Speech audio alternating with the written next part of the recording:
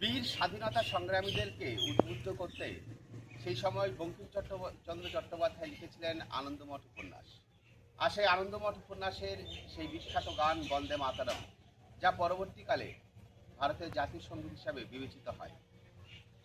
সেই গানটির প্রথম দুটি পংক্তি আমরা আজ আপনাদেরকে গিয়ে শোনাচ্ছি আমাদের আমরা কজন সঙ্গীত গোষ্ঠীর পক্ষ থেকে। বন্দে